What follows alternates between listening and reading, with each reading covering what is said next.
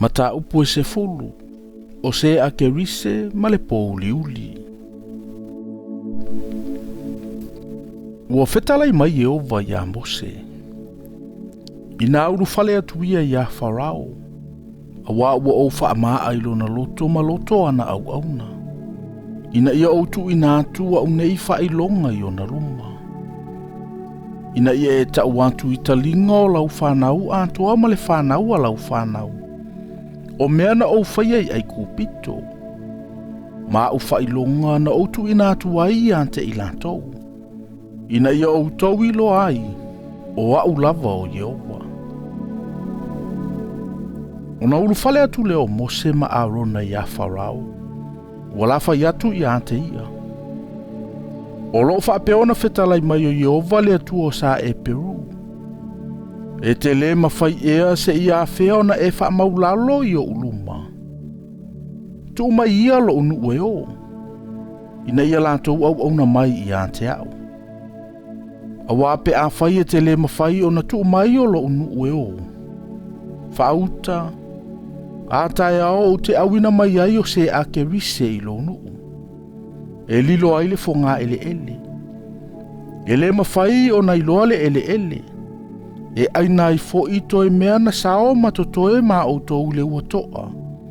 E uma foi o na aina o la au uma o lo tutupu mo o tou i le whanua. E tutumu ai fo i o fale. Ma fale o au na umalava. A toa ma fale o ai kupito umalava.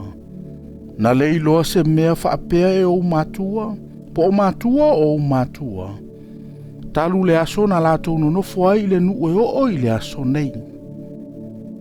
Ona liliwa ile o ia ua ulu fafo antu na ia Farao.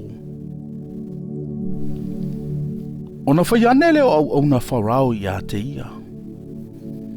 E whaima mai leile nei tangata ia te itatou se ia awhea. Ia e tu antu ia tangata o. Ina ia lantou au na ia i o valo lantou watua. E te le au sila fia ea ua whau matia ai kupito. Ona toe whafo isia leo o Mose ma Arona ia Farao. Ona whai mai leo ia ia te ilaua. Ina o ia o tou. Au na atu ia ia i ovalo o tou watua. Au ai ea mai tou te o. Ua tali atu Mose. Mātou te o ma o mātou tau lelea. Ma o mātou toea ina. Ma o mātou antali. Ma o mātou a whawhine.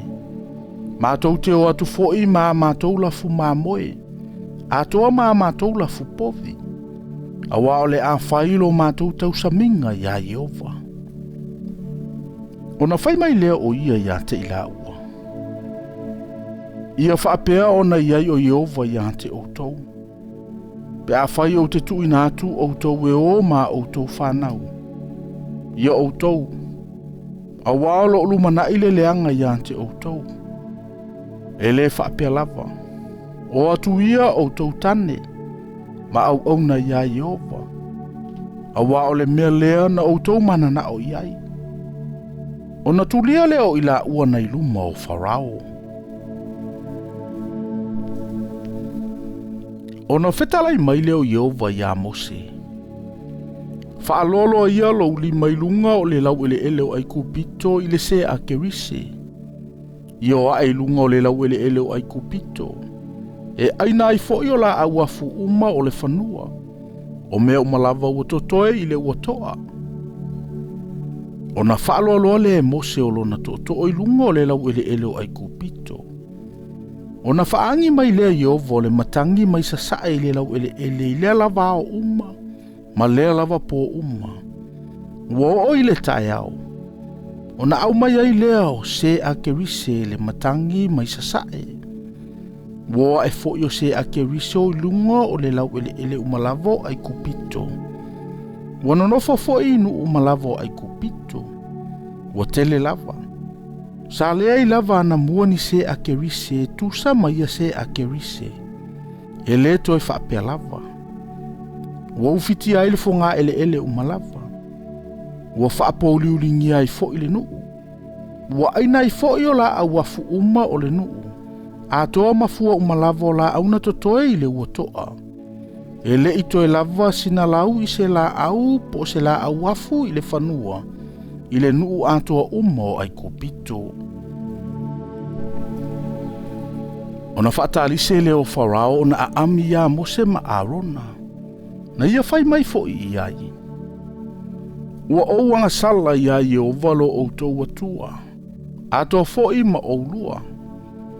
A ole nei, ia ave ese ina la uanga sala. Na ole nei lava.